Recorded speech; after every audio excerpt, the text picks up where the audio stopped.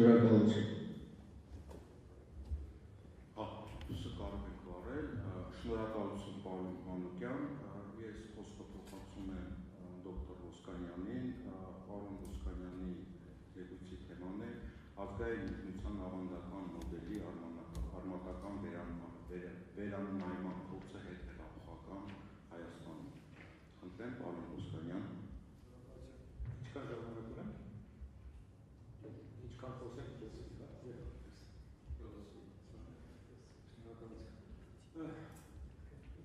թվականի ռազմական պարտությունից և դրանից հետևած Արցախի հայաթափումից հետո առաջ եկած այդ ճգնաժամին Հայաստանի իշխանությունները պատասխանել են ազգային ինքնության պատմականորեն ձևավորված համակարգի արմատական կերպափոխման ծրագրով։ Ոնց կասեք, Մարինե ջան։ Դե ասում եմ, հիմա լավ է։ Հա, եթե լավ է, հա։ Որը ներկայացվել է որպես իրական Հայաստանի գաղափարախոսություն։ Որպես փիլիսոփա ես նախ եւ առաջ ուզում եմ դες հիշեցնել, որ ողջ հասարակության անունից հանրահռչակած ցանկացած գաղափարախոսություն կեղծ գիտակցություն է։ Սա մարքսիստական թեզ է։ Կեղծ գիտակցություն է ոչ թե իմաստով, որ ինքը անպայման բաներ է ասում, չէ։ Կեղծ գիտակցություն է այն իմաստով, որ նա ասում է ինչ-որ բաներ, որոնք որ պահպանում են որոշակի սոցիալական խմբերի շահեր, բայց ձև է անում, թե իբր թե նա խոսում է ամբողջ հասարակության անունից։ Այդ կեղծությունը դրանում է, այսինքն իդեոլոգիան միշտ ուրեմն ինքը ասում է, որ բոլորի անունից է խոսում, իրականության մեջ միշտ խոսում է ինչ-որ մի մասի անունից։ Հիմա դրա համար այստեղ իսկ այդ ուրեմն առանձին խմբերը, այդ առանձին ուրեմն սոցիալական խմբերը իրենք բնականաբար ունեն որոշակի տիրապետության ծածկյալ հավակնություններ։ Ուրեմն դրա համար իդեոլոգիայի քննադատության իմաստը կայանում է նրանում, որ վերլուծից եւ տեսնես թե ինչ ծածկյալ հավակնություններ են եւ որոնք են այն խմբերը, որոնք այդ հավակնությունները ունեն։ Ուրեմն ահա այս է լինելու նպատակը, որպեսզի մենք հիմա անդրադառնանք հետհեղափոխական Հայաստանում ձևավորված քաղաքական կառույցին եւ նրա անմիջական շահառուներին, ովքեր են շահառուները։ Դեռևս մի քանի տարի առաջ անմիջապես ուրեմն պատերազմից հետո ես մի ելույթ ունեցա բավական մեծ, որը հիմա ինտերնետում կա, եւ այնտեղ փորձեցի որոշ վերլուծություններ անել այն համակարգի մասին, որը մեզ մոտ ձևավորվել է 18 թվականից եւ թե ինչի այստեղից բխում։ Իմ ենթադրությունը այն է, որ Հայաստանում առաջ է եկել նեոբոնոպարտիզմի տարատեսակ։ Դա մի զարմանալի բան չի, որովհետև հիմա շատ երկրների մասին ասում են, որ այնտեղ էլ այսպես նոր բոնոպարտիստական ռեժիմի։ Բայց ես ուզում եմ բացատրել, դա ինչ է նշանակում։ Բոնոպարտիզմի այդ գաղափարը ելի նորից կներեք, Մարքսն է ուրեմն առաջ քաշում, ինչ կապակցությամբ։ Նա իջեցնում է, որ ժամանակին ուրեմն մեծ Նապոլեոնը, Նապոլեոն առաջինը, ստեղծել է մի մեծ ահռելի գյուղացիների, պարծյալ գյուղացիների դաս։ Այդ պարծյալ գյուղացիները նրանք էին, որ ամեն մեկին մի քուջուր կտոր ուրեմն հողատատոր էին եղել եւ մարդիկ ապրում յոլային։ Բայց մի քանի սերունդի ընթացքում այդ գյուղացիները աղքատանում են, լիովին կորցնում են իրենց ունեցվածքները, դառնում են այդտեղ լումպենացվում են եւ մնում են մի անգամ զանգված, որը այն աստիճան ավտոմատացված է, որը նույնիսկ ի վիճակի չէ ինքը իր շահերը ներկայացնել։ Եվ ահա բոնոպարտիզմը ըստ Մարքսի այն է, որ գալիս է այդ երկրորդ բոնոպարտը, Լուի Բոնոպարտը, եւ ասում է՝ ես եմ ձեր շահերը ներկայացնողը։ Ես խոսում եմ ձեր անունից։ Եվ ահա այդ զանգվածը, այդ ավտոմատացված, խեղճացած, աղքատացած զանգվածը այդ մարդու մեջ տեսնում են նրան, ով որ մարմնավորում է իր շահերը եւ հետաքրքրությունները։ Բոնոպարտիզմը սա է։ Հիմա ես ուզում եի ցույց տալ, որ այստեղ մենք ունենք որոշակի զուգահեռ։ Զուգահեռը այն է, որ այնուամենայնիվ Հայաստանում ցավոք սրտի շատ երկար ժամանակ ձևավորված է եղել այդ ուրեմն օլիգարխիկ հրեական համակարգը, չվախենանք այդ արտահայտությունից, եւ մի մեծ զանգված մարդկանց փաստորեն լրիվ ներքև է իջեցվել, աղքատացել է, կորցրել է քաղաքական դաշտում իրեն ներկայացնելու հնարավորությունը եւ այդպես մնացել։ Հիմա 18 թվականի հեղափոխության իմաստը այն էր, որ այդ զանգվածը, ճնշված, ավտոմատացված զանգված անձրևության, ասպարեզ է դուրս գալիս, իրենց հայտնագործում են եւ սկսում են խոսել իրենց անունից։ Մենք եկել ենք դες ձեր անունից խոսել։ Եվ այստեղ շատ հետաքրքիր է, որ այնուամենայնիվ այդ զանգվածը հասարակության մի մասն է, միայն հասարակության մասն է, բայց այն ներկայացվում է որպես ամբողջ եւ անունը դնում են ժողովուրդ։ Մենք խոսում ենք ժողովրդի անունից։ Դա ամբողջ ժողովուրդը չի, բայց մենք խոսում ենք ժողովրդի անունից։ Այս վերացական կոնստրուկտին, որը կոնստրուկտ է, որտեղ ժողովուրդը դարձած կոնստրուկտ է, այդ վերացական կոնստրուկտին յուրահատուկ սոցիալական բովանդակություն է վերագրվում 19 թվականին հրատարակված ովքեր արին հեղափոխությունը գրքույկում, որի բովանդակությունը համաձայնեցվում է գործող վարչապետի հետ։ Սա այս փոքրիկ գրքույկն է, որը շատ հետաքրքիր գրքույկ է։ Ես ժամանակին ուրեմն առիթ ունեցա հեղինակի հետ խոսելու, առաջարկելով որ բանավիճ ենք, որտեղ այն ժամանակ էլ համաձայն չէ, ինքը հրաժարվեց բանավիճից, բայց մի քանի թեմաներ կան, որ այստեղ պետք է ասենք։ Առաջինը դա այն էր, որ եզրակացություն է կատարվում այստեղ, որ այդ ժողովուրդ ասացի կազմորոշ կառույցը ընտանիքն է, որովհետև այս գրքույկում գրվում է, որ ովքեր արին հեղափոխությունը, չէ, ուրեմն պատասխանը հետեւյալն է. հեղափոխությունը արեց ընտանիքը։ Ընտանիքները արեցին հեղափոխությունը, քանի որ ջահելները դուրս էին եկել պայքարի, եւ ուրեմն ծնողները վախեցան, որ իրենց կճնշեն, եւ դուրս եկան ընտանիքները տեղ կանգնելու իրենց զավակներին։ Սա ինձ համար բացարձակ հասկանալի թեզ է, բայց այդ թեզը այստեղ ուրեմն ներկայացվել է։ Բայց դա դուրս է գալիս ուրեմն, որ ժողովուրդ ասելով մենք հասկանում ենք ընտանիքը, որովհետև ժողովուրդը ընկալվում է ընտանեկան մոդելի մեջ։ Եվ այստեղից է, որ մենք բոլորս հիշում ենք, առաջ է գալիս այդ հայտնի լոզունգը. Հայաստանը իմ օջախն է, ժողովուրդը իմ ընտանիքը։ Ես այն ժամանակ արդեն մի քանի անգամ տարբեր հարթակներում ասել եմ, որ դա շատ վտանգավոր թեզ է, որովհետև եթե մենք ժողովրդին պատկերացնում ենք որպես ընտանիք, ապա դուրս է գալիս, որ մենք ուրեմն սոցիալական այդ ուրեմն ընդհանուր կառույցը փաստորեն մերժում ենք, որովհետև տեսեք, ընդհանրապես փաստորեն կա պատկերացում, որ հասարակությունը 3 առնվազն շերտ ունի՝ ընտանիք, քաղաքացիական հասարակություն եւ պետություն։ Այդ 3-ը իրար մեջ են, ու դա ուրեմն Հեգելից եկող հայտնի թեզ է։ Հիմա եթե դուք ժողովուրդը որպես մեծ ընտանիք անմիջականորեն ստորոգում եք պետությանը, ապա դուրս է գալիս, որ հասարակությունը մեջտեղից դուրս է գալիս։ Այդ բոլոր խոսակցությունները, քաղաքացիական հասարակություն չկա, կա ընտանիք, որը գալիս է հավեսով, կպչում է պետություն։ Եվ այդ դեպքում բնականաբար հարց է առաջանում, թե այդ ընտանիքի, մեծ ընտանիքի, ժողովրդի որպես ընտանիք եւ պետության կապը ինչպես է իրականացվում, ու այստեղ ուրեմն փաստորեն երկանդամ է գոյանում ժողովուրդ առաջնորդ, այսինքն առաջնորդը անմիջականորեն ուրեմն փաստորեն ներկայացնում է ժողովուրդը։ Այստեղ շատ հետաքրքիր բաներ կա, ինչպես է դուք համոզվում, որ առաջնորդը եւ ժողովուրդը այդպես կապված են իրար։ Մի ձևակերպում կա, որը օգտագործվել է, ես դա վերցրել եմ ուրեմն մամուլից, զարմանալի ձևակերպում է ժողովրդի առողջ բնազդով կատարված ընտրություն։ Հասկանալի է, որովհետև մենք խոսում ենք առողջ բնազդի մասին, բայց դա մի իրացիոնալ արձադրում է, որի շուրջը այլևս քննարկում իմաստ չունի։ Մի ուրիշ հետաքրքիր բան կա, որը այս գրքույկում ուրեմն ազդեցություն է ունեցել։ Որտեղ այս գրքույկը ինչով է հետաքրքիր։ Սա պոլիտեքստ է։ Այստեղ գրված է մի ուրեմն վերլուծական, ովքեր արին հեղափոխությունը, եւ դրանք կցված են ուրիշ տեքստեր։ Ռաֆուց,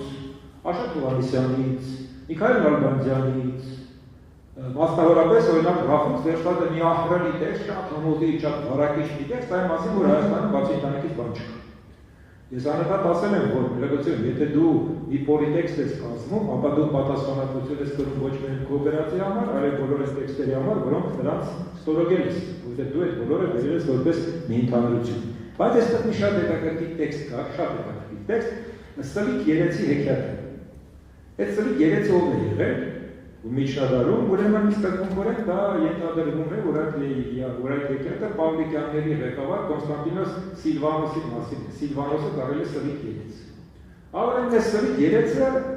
ժողովրդական հեքիաթ է, եթե վերցեք կարդաք, ինչալես պայքարում է սակա, շատ հետաքրքիր մի պատկեր է, այս Սլիկ Երեցը ուրեմն վեր է գնում, ընտանիքը հավաքում է, նստում է շիրակ ու գտնում տեղ։ Եվ հանդիպում է տարբեր մարդկանց։ Հանդիպում է Աթանին, Աթանն ասում է սուր ես դնում, կնում եմ տրխ, դու հոգեկան չես, ոնց ես դրա հատկանում։ Դա գնաք դու ով ես, այսինքն փայտով էսպես փախեցնում է, աթամը փախչում։ Հետո գնում է մյուսին, ուրեմն ասենք հանդիպում է Մովսեսին, Մովսես ուրեմն 5 տակարանը Մովսեսին, ես ուր ես գնում, բա գնում եմ հրախ, թե ո՞նց է գնում ես հրախ, բա դու ով ես գնում, մարդը չէր, որ դու ժողովրդին խաբեցիր 40 տարիների քաշեի տալու եւ այլն։ Այսինքն այսպես մի աղալի շատ վերջում Հիսուս Քրիստոսին էլ է անպատվում, բայց հետո նեղանում է եւ այլևս դրանց չի գնում։ Ինչու է սա հետաքրքիր, որովհետեւ տեսեք, մենք գիտենք, որ Պավլիկյանների այդ շարժումը ինքնին շատ յուրահատուկ էր։ Մի կողմից դա սոցիալական դժգոհություն էր, ընդվզում էր կարգերի դեմ, բայց մյուս կողմից շատ այսպես գրեհկացված ընդվզում էր, հասկանալի է, գրեհ։ Ուրեմն այս գրեհկությունը, որ ես եկել եմ բոլորին ջարդել, դու կարող ես քննադատել եւ Մովսեսին, եւ Հիսուս Քրիստոսին, եւ Աթամին, եւ Եվային, բայց այդ բոլորին համատարած ռանկական ձևով քննադատելը հայտը թափահարելով մեզ հիշեցնում է հետագայում ուժը թափահարելու ուրեմն այդ հայտնի պատմությունը։ 20 թվականի պատերազմից հետո սկսվում է Արցախյան շարժման պայմաններում ձևավորված եւ նրա կնիքը կրող երրորդ հանրապետության կազմակերպումը։ Նորից ես այստեղ ոնց որ թե առաջամարտիկի դիրքում էի, որովհետեւ այդ ելույթում դա անմիջապես ասում եմ երկրորդ ընտրություններից հետո ես ասացի, որ այն գաղափարները, որ իբր ժողովուրդը մերժել է նախկիններին, ճշգրիտ չէ։ Ժողովուրդը ոչ թե նախկիններին է միայն մերժել, ժողովուրդը մերժել է երրորդ հանրապետությունը որպես այդպիսի։ Այդ ժամանակ ես այդ ենթադրությունը արել եմ, որովհետև չենք ուզում ձեր հերնելանիցած, այս ամբողջը մեզ պարտադրվածը հոգնել եմ չեն։ Բայց ես կարծում էի այդ ժամանակ, մի քանի տարի առաջ ես կարծում էի, որ դա գնալու է այսպես դանդաղ, սողացող, բաց չի ասելու էլի, որ մենք մերժում ենք երրորդ հանրապետությունը, բայց հետո շատ թվացիկ գնաց, միանգամից այսպես անցավ, եւ փաստորեն ուրեմն սկսվում է այդ արցախյան հետքի իսպար ոչնչացումը, բայց հետաքրքիր է, որ այստեղ այդ արցախյան հետքի իսպար ոչնչացումի հետ միասին գնում է ուրեմն ինքնության կենսաշխարհային հիմքերից հաշվում։ Ու բոլորս գիտենք, որ այստեղ թվարկվեց իրական պատմական Հայաստաններն են, Արարատը որպես Արարատյան խորհրդանի շարժեցող փոխարինելու փորձը, որ զվարճալի ինչ է սա հրատիկ պատմության մեջ, որ Արարատը շատ ավելի ներկա է Հայաստանում, քան թե Արարատը Սիսաները վերև կենում Արարատը տեսնում եմ, Արարատը չեմ տեսնում։ Այսինքն այդպես չէ, դեռ որն ավելի մեծ մոտիկ։ Ինչեր ուրեմն ցեղասպանության խնդիրը, հայոց պատմության վերանվանումը Հայաստանի պատմության եւ նույնիսկ ինչպես օրերս ականատես եղան, ֆաշիզմի դեմ պայքարում էր հաջորդության ծավալի արժեզրկումը։ Բայց այստեղ ինչն է հետաքրքիր, որ նշված գործընթացը միանգամից երկու խնդիր է լուծում, մեկը չի։ Մեկը այն է, որ մենք կարող ենք ենթադրել, որ լուծվում է, ասենք, օտար պահանջով։ Ենթադրենք, թե մենք պարտություն ենք գրել պատերազմում, մեզանից պահանջում է Ադրբեջանը, պահանջում է Թուրքիան, որպեսզի մենք ինչ-ինչ դիճումների գնանք, եւ մենք իրականացնում ենք, այսպես ասեմ, պարզ է թե ասենք, դենացիֆիկացիա։ Այն ինչ որ մենք անում ենք, դա դենացիֆիկացիա։ Ընդ որում այդ դենացիֆիկացիան իր ուժգնությամբ համեմատելի է միայն երկու պատմական օրինակ։ Մեկը ուրեմն դա բոլշևիկների պայքարներ նացիոնալիզմի դեմ 20-ական թվականների, 30-ական թվականների, եւ մյուսը ուրեմն հետպատերազմական Գերմանիայի դենացիֆիկացիան էր, որը կատարվել է ուրեմն արևմտյան ուժերի պնդմամբ։ Սա այս մի հարցը պարզ է, այս դենացիֆիկացիան պարզ է։ Բայց այստեղ մի ուրիշ հետաքրքիր պահ կա, որը ուրեմն զուգահեռ է։ Այն է, որ այդ process-ը ապահովում է Հայաստանում տիրապետող գավառական բոնապարտիզմի գաղափարական հիմնավորումը։ Սրա հիմքում ընկած է մի շատ կարևոր բան սկզբունքային հակաէլիտարություն։ Այսինքն էլիտան որպես այդպիսին պետք է նկատի։ Էլիտարությունը պետք է ոչնչացնել։ Այսինքն այստեղ տեսեք ինչ է դուրս գալի, նշ չէ, որ ինձ պարտադրել է Ալիևը եւ Սահմանը։ Հա, Ալիևը ուսը պարտադրում է, բայց ինձ համար սա ընդունելի է։ Շատ կարևոր խորքային գաղափարական համոզմունք է, որ ես եկել եմ ժողովրդի շահերը պաշտպանեմ, այն ժողովրդի, որի մասին ես խոսեցի։ Եվ այդ ժողովուրդը էլիտարություն չի ուզում։ Այստեղ մի շատ հետաքրքիր բան է առաջանում, որ ազգային ինքնության այդ պատմականորեն ձևավորված մոդելի բաղկացուցիչները հայտարարվում են ժողովրդից կտրված էլիտար խմբերի ստեղծած կամ դրսից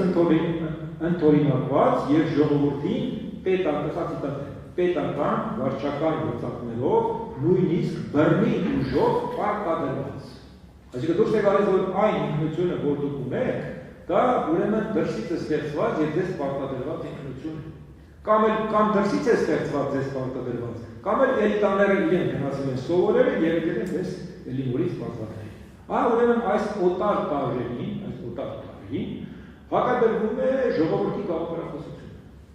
Ժողովրդի գաղափարախոսության իմաստը այն է, տեսեք ինչի հետաքրքիր ձևակերպել, նորից ցիտատ է։ Սա այն է, որ մեր հազարամյա պատմության մեջ առաջին անգամ կարող է դառնալ պետական գաղափարախոսություն։ Այսինքն, այսքան ժամանակ էլիտաները մեզ պարտադրում էին իրենց էլիտար գաղափարախոսությունը, հիմա մենք ուրեմն նրան հակադրում ենք ժողովրդի գաղափարախոսությունը եւ ահա ժողովրդի գաղափարախոսությունը 3000 տարվա մեջ առաջին անգամ կարող է դառնալ պետական գաղափարախոսություն։ Սա իհարկե ճշգրիտ չէ եւ չի կարող ճշգրիտ լինել, այն պարզ պատճառով որ ժողովրդի գաղափարախոսություն չի։ Չկա տես։ Ժողովրդի գաղափարախոսությունները միշտ ստեղծում են գաղափարախոսներ։ Ուրիշ բան է որ գաղափարախոսները այդ գաղափարախոսությունը ստեղծելով վերագրում են այդ գաղափարախոսները ուրեմն այդ գաղափարները ժողովրդի։ Մենք գիտենք օրինակ ռուսները երբ որ ունեին արևմտամետների եւ սլավանոֆիլների, այս սլավանոֆիլների գաղափարախոսությունը մուժիկները չէին ստեղծում։ Ստեղծում էին ազնվականները, որոնք իրենց ներկայացնում էին որպես այդ ժողովրդի ներկայացուցիչներ։ Ուրիշ դեպի դա չի լինում։ Դա միշտ այդպես է։ Հետևաբար հա ուրեմն այս որ մենք ասում ենք թե ժողովրդի գաղափարախոսությունը վերջապես մենք գտել ենք, ուրեմն պետք է հաշտանք, թե ովքեր են այն իշխանության արհեստավարժ գաղափարախոսները, որոնք ուրեմն այդ հանդես են գալիս որպես ժողովրդի գաղափարախոսության ներկայացուցիչներ։ Ինչն է հետաքրքիր, որ այստեղ ուրեմն առաջ է քաշվում մի շատ հետաքրքիր տեքստ, որ այդ էլիտար հակաժողովրդական գաղափարախոսությունը սկսում է ոչ ավել, ոչ պակաս, այլ հայոց ոսկեդարից։ Նույն հեղինակներ այդ մասին գրել ուրիշ պատմում, հայոց ոսկեդարից, այսինքն ինչ է դուրս գալիս, մենք գիտենք ինչ է տեղի ունենում հայոց ոսկեդարում։ Մենք գիտենք, որ հայերը ուրեմն ընտրում են քրիստոնեություն, հայերը ստեղծում են իրենց ուրեմն գիրը եւ ահա սկսում է թարգմանական process-ը։ Այդ թարգմանական process-ը դա գիտենք հայտնի է կոչվում է հունավան թարգմանչական դպրոց։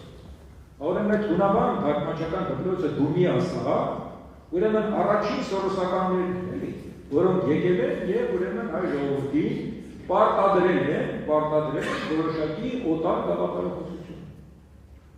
Այսինքն դուրս է գալիս, որ այն ժամանականից իրենք մեղսակից են։ Այսինքն դուրս է գալիս, որ Մովսես Խորենացին էր մեղսակից։ Եվ Մովսես Խորենացին, եթե որևէ մեկը հիշում է, պատմացել է, որքից գլուխ սորոսական է, դա մենք բոլորս գիտենք։ Որովհետև օրինակի համար իմ լավ բարեկամ Վարդան Ստեփանյանը, որը շատ մանրամասնորեն զբաղվում է ուրեմն այդ ժամանակաշրջանով, նա հետաքրքիր բան էր ասում է, երբ որ դե գիտեք բոլորը, թե Մովսես Խորենացու լեզուն շատ խորհրդին լեզու է։ Ասում է, երբ որ կարդում ես Մովսես Խորենացուն, ուրեմն չես հասկանում ինքը ինչ ասում է, իր դժվար գաղափարով, բռնում ես թարգմանում ես հունարեն եւ ամեն ինչ բաց է։ Այսինքն մարդը մտածում է հունարեն, ինքը հունարեն մտածում է, մտքում թարգմանում է, ուրեմն գրապարի։ Եվ դրա համար գրապարը բարդ հասկացում հունարեն է։ Հա, այդ մարդը այդ իմաստով սորոսական։ Եվ այդ դուրս է գալիս, որ ուրեմն այն ժամանակվանից ահա մեզ պարտադրվել է այդպիսի մի շատ յուրահատուկ գաղափարախոսություն, որը վերջապես մենք թոթափելու ենք։ Այստեղ ուրիշ զվարճալի բան կա, ելնելով նրանից, որ ուրեմն Տեր-Պետրոսյանը ժամանակին մի հոդված է գրել Խորենացու մասին, եզրակացություն է արվում, որ ահա ուրեմն ֆակտորեն 3-րդ հանրապետության հիմնադիր նախագահը իր քաղաքականության հիմքում դրել է հունասեր թարգմանական հոգեկերտվածքի քաղաքական կառույցը։ Այսինքն դուրս է գալիս, որ 3-րդ հանրապետությունը ձևավորվել է ահա այդ ուրեմն հունասեր թարգմանական հոգեկերտվածքի հիման վրա եւ ուրեմն դարել է պետություն հոգեկերտվածք։ Այսինքն հիմա խնդիրը այլ է, հիմա մենք պետք է այդ պետություն հոգեկերտվածքը ուրեմն փոխարինենք մարմին պետության։ Այսինքն դուրս է գալիս, որ մենք սկզբունքորեն նոր պետություն ենք կառուցում եւ այդ սկզբունքորեն նոր պետության մեջ դասական գործառույթները մաքրվում են եւ միայն ուրեմն նպատակը, գերնպատակը դառնում է ամեն նոր նվաճված կենցաղային բարօրություն։ Միակ նպատակը այդ պետության ամեն նոր նվաճված կենցաղային բարօրությունն է։ Ես առայք եմ ունեցել ես վերջերս այնպես եղավ ստացվեց մի քիչ պատահական, որ այդ Բուն TV եթերում մի քանի անգամ բանավեճեր ունեցա, եւ այնտեղ ուրեմն երբ որ ես ասում եմ, որ ախր դուք ասում եք, որ փաստորեն բացի կենցաղային բարոյությունից ոչինչ չկա, ինձ ասում են, չէ, ինչ եք ասում, մենք որ ասում ենք բարոյություն, դրա մեջ նաեւ մտցնում ենք հոգեվոր տարր։ Ուրեմն ես փորձում էի փաստարկել հետեւյալ կերպ, որ հոգեվորը չի կարող այստեղ մտնել այն պատճառով, որ ոգին այլ բան չէ, քան ինքնահաղթահարում։ Ոգին ստեղծագործական այն ընթացքն է, երբ որ մարդը ինքն իրեն հաղթահարելով առաջ է։ Ես ժամանակին մի ահռելի գիրք եմ գրել Ջանեցի մասին, որը Մարինին ոչ մի կերպ չի ուզում կարդալ, որտեղ ասում որ շատ հաստ է։ Ուրեմն այդ գիրքը կոչվում է ուրեմն պատմությունը որպես ինքնահաղթահարում։ Ես փորձել եմ Ջանեցի ամբողջ ժառը ցույց տալ, որ ինքը իրեն անընդհատ հաղթահարելով առաջ է։ Եվ Նովարեսի մի բայլուն խոսքը կան, ասում է, ոգին ասում է, ուրեմն իրականացնում է անընդհատ ինքնապացույց։ Եթե ինքդ մի պահ կանգնեցիր, այլևս ոգի չես։ Դե անընդհատ առաջ գնաց։ Հիմա ինչպես կարող է ուրեմն այդ կենցաղային բարոյությունը դիտարկվել նաև որպես հոգևոր երևույթ, եթե մենք ունենք մեկ այլ ցիտատ, որը ես հիմա ասում եմ։ Սա ցիտատ է նորից։ Ժողովուրդն ասում է, լսեք, չենք ուզում այլևս մաքարել, չենք ուզում գոյատել, չենք ուզում տառապել, չենք ուզում զոհաբերվել, ուզում ենք ուղղակի ապրել։ Բայց եթե դուք ուղղակի ուզում եք ապրել, ապա դա նշանակում է, որ դուք հրաժարվում եք ինքնահաղթահարման որևէ ճիգից։ Դուք ոչ թե ինքնահաղթահարման գաղափար, այլևս չեք։ Եթե դուք գալիս եք նրան, ինչ որ Ֆուկույաման ժամանակին գրել եք վերջին մարդկանց մասին, հետո ինքն էլ փոշմանեց, ասեց կներեք ապրել։ Բայց մենք դա չենք ասել։ Այս առիթով ես չգիտեմ, մի անգամ ասել եմ, ոնց որ այնքան լավ չդիմվեց, բայց իմ ֆակտն եմ համարում, որ ես կրկնեմ, շատ հետաքրքրական է Ռուբեն Վարդանյանի հետաքրքրական վերաբերմունքը։ Որովհետև տեսեք, եթե դուք համարում եք, որ մարդու միակ նպատակը կյանքում պետք է լինի կենցաղային բարոյությունը, ապա դուք իհարկե չեք կարող հավատալ մի մարդու, որը ունեցել է կենցաղային բարոյության բոլոր հնարավորությունները, բայց չգիտես ինչի գնացել է ինքնազոհություն։ Ուրեմն ուզեք, չուզեք, պետք է մտածեք, որ այս մարդը չունի թակում բան։ Ոնց կարող ապատայի ոչ դրտեշ չլինի, ոնց կարող ապատայի խնդիր չլուծի, ոնց կարող ապատայի մի գաղտնի բան չունենա, ո՞ր մարդը գիշի, ուտել խմելը կա, մեքենաները կան, տները կան, մեկը վերցնում է գնում է ինքնազոհություն։ Եթե դուք այդպես եք ասում, այդ բոլոր բաները դառնում են սկզբունքորեն անհնարին։ Հիմա, եթե մենք վերանում ենք այդ բոլոր հերոսականությունից, վերանում ենք այդ բոլոր գաղափարներից, ապա իրական Հայաստանի ինքնության մոդելում հայրենիքի պաշտպանի փոխարեն հերոսի դերը մենք գիտենք ստանձնում է հարկ վճարողը։ Հարկ վճարողը դառնում է միակ հերոս։ Okay, հա, հարկ վճարելու մեջ վատ բան չկա, բայց այստեղ մի շատ հետաքրքիր բան կա, ուրեմն մտցվում է եկամուտների համատարած հայտարարագրման կարգ։ Թվում է տեսական կարգ է, ինչ եղել, լավ է, ինչ պետք է մտցել։ Բայց իրեք ես խոսել եմ ուրեմն տնտեսագետների հետ, որոնք շատ այսպես լուրջ տնտեսագետների հետ, որ ոչ քաղաքական միտումներ չունեն, հանգիստ գիտական մարդիկ են, եւ կարծիքները շատ հստակ են։ Նախ այդ մարդիկ ասում են, որ այս համար հասկանալի չի, թե ինչով է դա օգնում այդ եկամուտների ուրեմն վաղին վերստուգման, որովհետեւ եթե մենք ունենայինք հարկման պրոգրեսիվ սանդղակ, ապա կարելի կլիներ ասել, որ դա օգնում է։ Այդ եթե մենք ունենք համահարկ հարկման սանդղակ, ապա այստեղ դա առանձնապես օգուտ չի։ Մյուսը ավելի հետաքրքիր, որտեղ ինձ զբաղվել է այդ հարցերով միջակ, ավելի հետաքրքիր բան է ասում։ Նա ասում է, այստեղ բաղկացած է երկու բան։ Ուրեմն այդ սխեման երկու շերտ է։ Մեկը ուրեմն եկամուտների հայտարարագրումն է, իսկ մյուսը դրամական հոսքերի հայտարարագրում։ Եթե եկամուտների հայտարարագրումը հասկանալի է, որ դուք ուզում եք այնպես անել, որ մարդը վճարի իր բոլոր այդ աղբյուրը, ապա ուրեմն դրամական հոսքերի այդ ուրեմն բանը, այդ ուրեմն հայտարարությունը միայն մի նպատակի է ծառայում, որպեսզի դուք ուրեմն կոռուպցիոն իբր ռիսկերն եք վերահսկում, բայց դուք դրանով փաստորեն վերահսկում եք ամբողջ հասարակությունը։ Այսինքն դուրս է գալիս, որ դուք տիրապետում եք ամբողջ հասարակության մեջ բոլոր ֆինանսական շարժերին։ Եթե ես եղբորս դրամ եմ ուղարկում, ինքն էլ ինձ հետ է ուղարկում, դա ես պետք է հայտարարեմ։ Եթե որդին ինձ դրամ է ուղարկում եւ չգիտեմ ինչ ան, դա է պետք է դա։ Այսինքն դուրս է գալիս, որ մենք այստեղ դուրս են գալիս սովորական հայտարարագրման սկզբունքից եւ իրականացնում ենք ուրեմն մի համատարած, այսպիսի ուրեմն վերահսկող համակարգ, որը փաստորեն ոչ այնքան տնտեսական կարգավորման, այլ համատարած վերահսկողության միջոց է, որ իրեք աշխարհում ընդունված ասել surveillance state։ Այսինքն ամբողջությամբ կարող է մարդկանց վերահսկել։ Իսկ դուք ցավոք որ այդ մարմին ժողովուրդը, որի միակ ֆունկցիան փաստորեն այդ ակտավն է, ինքը ուրեմն դառնում է պետական ապարատի մշտական, ուրեմն մշտադիտարկման տակ է հայտնվում, ոչ միայն հարկատվության, այլ բոլոր հնարավոր ֆինանսական ոսկերի առումով։ Բայց տեսեք այդ դեպքում ինչ է դուրս գալիս։ Հիմա մենք գալիս ենք այս կրկնի հարցին։ Երբ որ մենք ասում ենք, որ երբ որ դուք ասում եք գաղափարախոսությունը երբեք չի արտացոլում ամբողջ ժողովրդի շահերը։ Գաղափարախոսությունը արտացոլում է միայն ժողովրդի մի մասի շահերը, որոշակի սոցիալական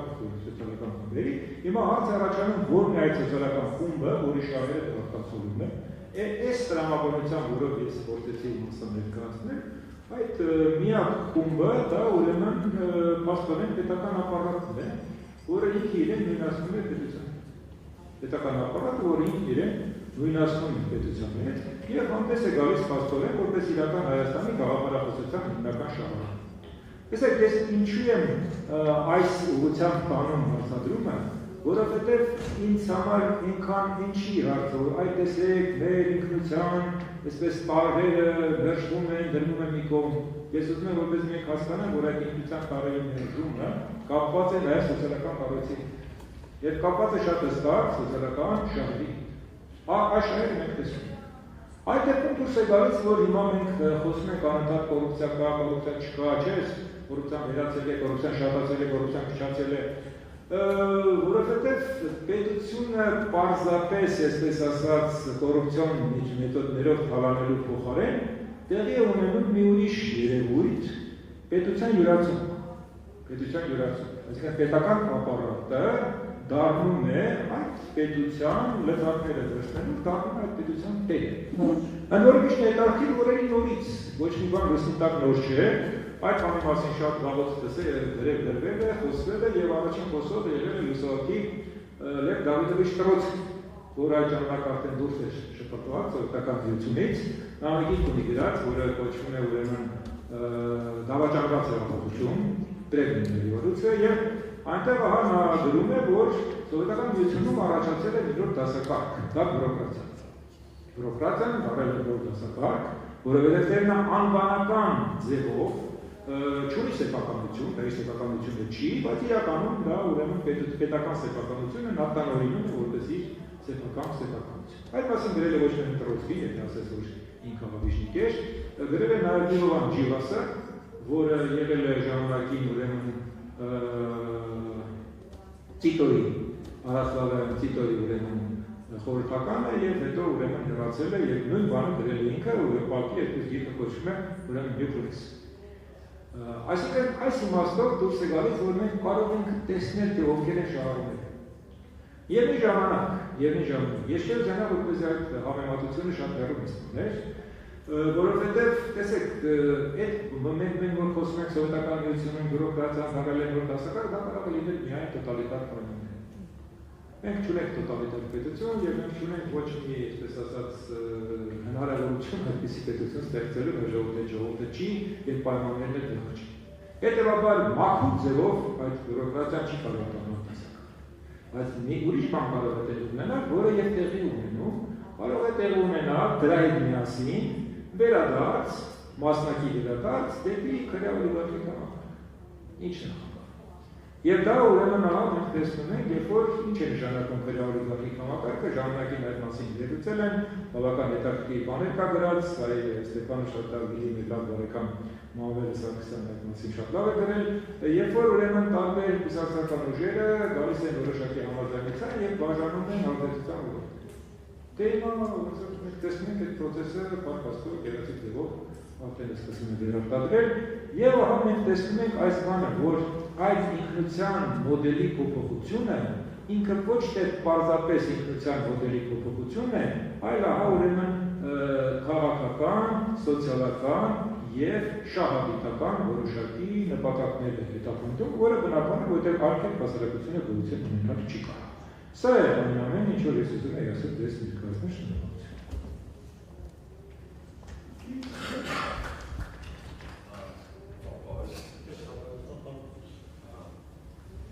Շնորհակալություն, պարոն Ոսկանյան, շատ հետաքրքիր եւ շատ խորհրդային վերլուծության համար։ Մեր հասարակությունը այսօր նման վերլուծությունների պակաս ունի, եւ ես շնորհակալ եմ պարոն Ոսկանյանին, որ սա մենք համարենք մի սկիզբ, որ արդեն սկսենք բովանդակային քննարկել եւ հասկանալ, թե Հայաստանում ինչ փոփոխություններ են գնում եւ որն է դրա նպատակը եւ ուր է մեզ տանելու։ Պարոն Ոսկանյանը շատ լավ ասեց, որ քրեաօլիգարխիկ համակարգը միայն կարող է վերականգնվի եւ ցավոք սրտի Երևանի ընտրություններից հետո հավաքանում արդեն մենք տեսանք քրեաօլիգարխիկ համակարգի հիմքը, երբ որ իշխանության օգնում է միայն կուսակցություն, նրանք միասին կարողանում են վերարտադրվել եւ արդյունքում մենք արդեն տեսնում ենք կասկադում եւ այլն, արդեն հանրության նպատականով սեփականությունը արդեն որպես բիզնես բաժանվում է կուսակցությունը, հանրապետություն կուսակցությունը ներկայացնող ղեկավարի բանկի անդամները, հա սա դասական քրեաօլիգարխիկ համակարգ է եւ ցավոք սրտի ես շատ եմ վախենում, որ 25 թվականի 26 թվականի ընտրություններից հետո հնարավոր է ես ուզում եմ դա չի լինի, արդեն դասական քրեաօլիգարխիկ համակարգ վերականգնվի Հայաստանում։ Մենք այս ելույթին շատ արձագանքներ կլինեն, քննարկումներ կլինեն, սակայն մինչ այդ մենք